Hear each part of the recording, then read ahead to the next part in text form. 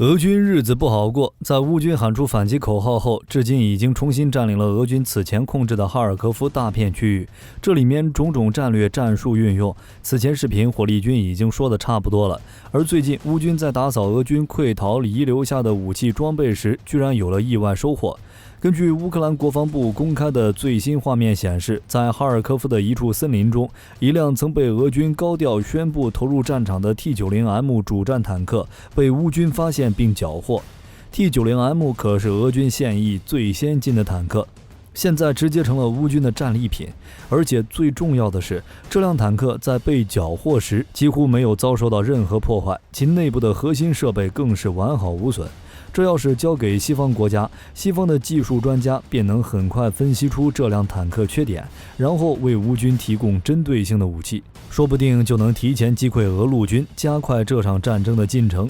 从公布的画面上看，这辆坦克被发现时，周身都被罩上了防红外伪装布和伪装网。看来俄军在撤离时还在幻想打回来后继续使用这辆坦克，这也解释了这辆坦克未被破坏的原因。但以目前状况来看，俄军怕是再也没有机会使用这辆坦克了。而且随着乌军将坦克里里外外拍了个遍，俄军最先进坦克的内部设计被毫无保留地呈现在世人面前。俄军的坦克跟西方坦克有着很大的不同，俄军坦克的炮塔下方是旋转式自动装弹机，会装有多发炮弹，而且弹仓跟成员之间没有防爆隔离设计，一旦被敌人的反坦克武器攻顶或从侧翼穿入，坦克内的弹药就很容易被引爆，进而将炮塔掀飞。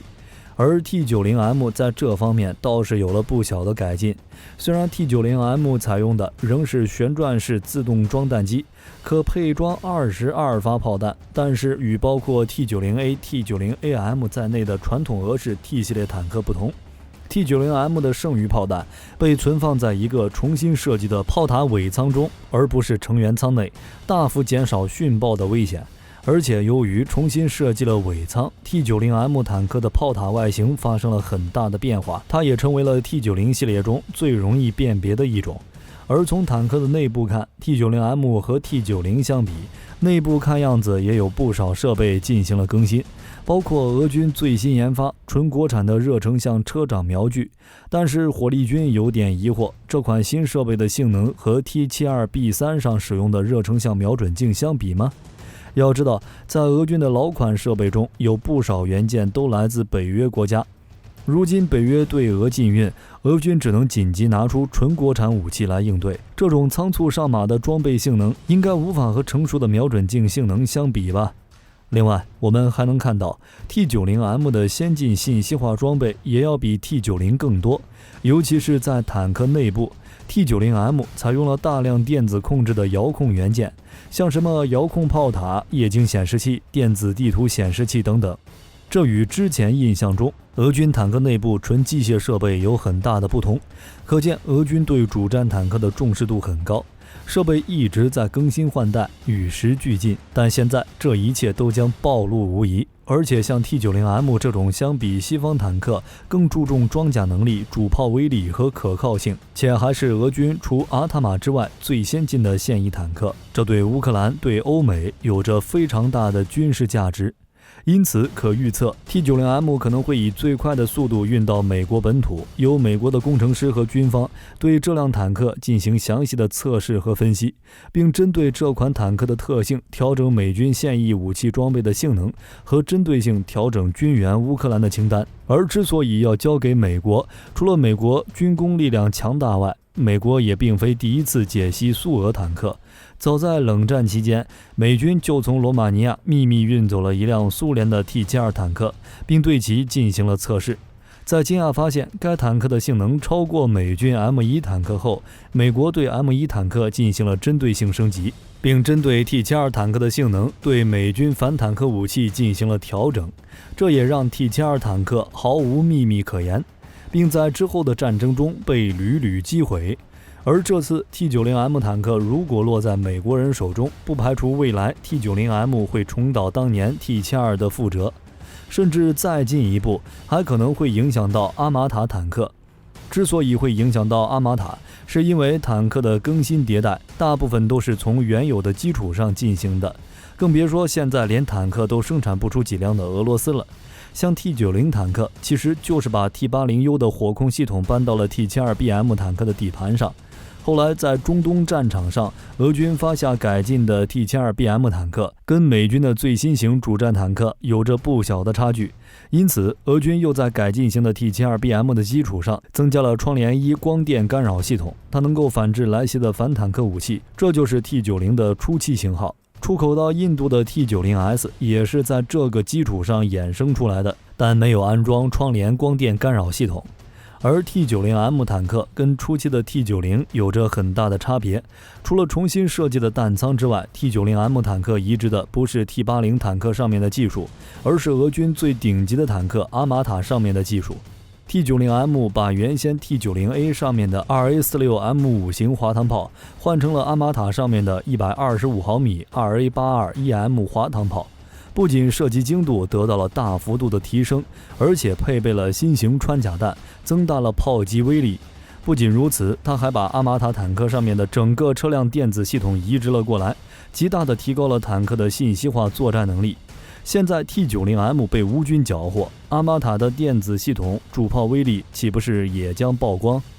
T90M 坦克说实话，火力军觉得它更像是一种过渡性装备，但不论怎么说， T90M 坦克都是当下俄罗斯军队切实拥有的最先进坦克。可能是俄军考虑到了其他坦克总是被击毁，进而影响到了俄军的形象，因此才会出动更强大的 T90M 坦克来挽回一些形象。只是没想到才亮相没几天就被摧毁了一辆，不仅没挽回，还进一步加深俄陆军不行了的印象。可能有人会觉得才摧毁一辆根本没什么，但是你知道俄陆军一共才装备了多少辆 T90M 坦克吗？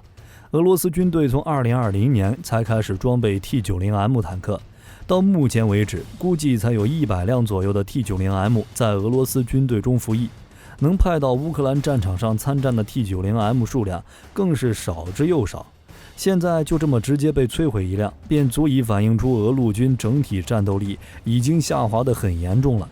或者说，现在的俄陆军想继续占领乌克兰全境是心有余而力不足了。开战初期，俄军入侵的攻势确实很猛，想学二战时期的大纵深包抄战术，但俄近卫第一坦克军进攻方向没选对，导致俄军在开战初期损失很大。到了战争第二阶段，俄军选择大炮加步兵的传统战术进攻乌军，虽取得了一定的效果，但依旧没能一举获得战争的胜利。可以说，俄陆军战斗力虽号称世界第二，但却没能打出世界第二的水平。况且现在俄军 T90M 技术即将曝光，在今后的战场中，俄陆军只会损失更多的主战坦克。俄军相当于把一个现代信息化战争的陆地作战，硬生生地打成了二战时期高强度消耗的陆地作战，并没有学到对手美国在海湾战争中打法的精髓。俄军坦克在战争第一阶段损失惨重，主要原因是后勤保障出了问题。俄军在进攻过程中速度太快，加上缺乏联勤保障体系，军用卡车和大型运输机支援前线，导致俄军的后勤补给线越来越困难。有很多坦克在作战中都是因为零件得不到维护而非战损被废弃了。而在第二阶段中，乌军能和俄军鏖战数月，除了乌军作战勇猛，西方支援先进武器外，还有一点就是俄军把坦克当成移动火炮，固定的去轰炸敌军目标了。俄军的这种战术直接忽略了坦克的优势，无法有效充当掩护机械化步兵的移动火力堡垒，无法发挥坦克自身防护和机动的优势。再加上俄罗斯空军近几年都没有增加新的机型，整体战斗力属实堪忧，尤其是在俄军军费不足的情况下，俄军弹药库都快见底了，根本无法构成如美国在海湾战争的空中优势。因此，俄陆军的坦克就只能非常辛苦的一个一个去打击敌人的火力点。所以将坦克当成炮兵打的俄军，坦克损失能不大吗？俄陆军战斗力下滑还有一个原因是俄罗斯现在没钱造坦克，只能启用封存的坦克作战。在冷战时期，苏联一年差不多能生产上千辆坦克，装甲兵规模是非常庞大的。但是冷战结束后，俄罗斯有军费的原因，其坦克产量一年比一年低，从原先的几千辆减少到几十辆，短时间内根本无法供应前线巨大的需求，因此只能拿出仓库中老旧坦克使用。所以我们才能隔三差五抽到乌军打爆某某苏制坦克的新闻，比如 T80BV 和 T72B3。这两款型号的坦克都是拿苏联时代的 T80 和 T72 改造出来的新坦克。至于什么 T80U 坦克、T72 早期型号，那都是苏联时期的存货，没有任何改造就直接拿上前线了，多少有点充当炮灰的意思。毕竟俄罗斯陆军的 T90 改进型号数量太少，为了避免 T90 的大量战损，俄军才大量出动 T80 和 T72 的相关初始型号和改进型号上战场打乌军。那大家有没有想过，如今俄军打乌军都损失如此惨重，如果俄陆军在未来面对美国陆军时，会不会直接败北投降认输呢？说实话，本来火力军就觉得俄陆军大概率是打不过美陆军机械化部队的，现在 T70M 甚至是阿玛塔技术即将曝光，就更没有理由打得过了。美国陆军的坦克在冷战结束后是不断更新换代的，时至今日，美国陆军最新坦克已经是 M1A3 了，即便其主力 M1A2 已经改成 M1A2 SEP3 这种型号，其火力和防护力、信息化作战能力都有了较大的提升。况且美国陆军的航空兵直升机火力还非常强大，打不过很正常。再加上美国陆军的装甲战经验丝毫不亚于俄军，如果俄军用俄乌冲突的战术拿大量冷战老式坦克和美军对决，即便是俄罗斯陆军的最强部队近卫第一坦克军也会惨败而归的。就算现在俄罗斯迅速大批量生产 T14阿玛塔坦克和 T90 改进型坦克，也会因技术曝光而无济于事。因此，俄罗斯陆军在和美国陆军的对决中仍会处于下风。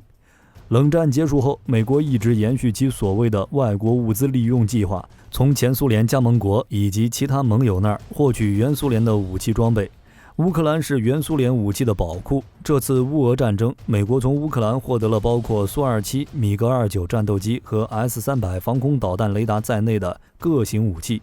测试其性能并研究相关的反制措施。几乎可以肯定的是，美国在向乌克兰提供价值数十亿美元军事援助的同时，也收到一些被俘获的俄罗斯武器作为回报。好了，关于俄军装备今后是否会被针对，你有什么想法呢？欢迎在评论区留下你的看法，我们一起讨论。本期视频内容就到这里，我们下期再见。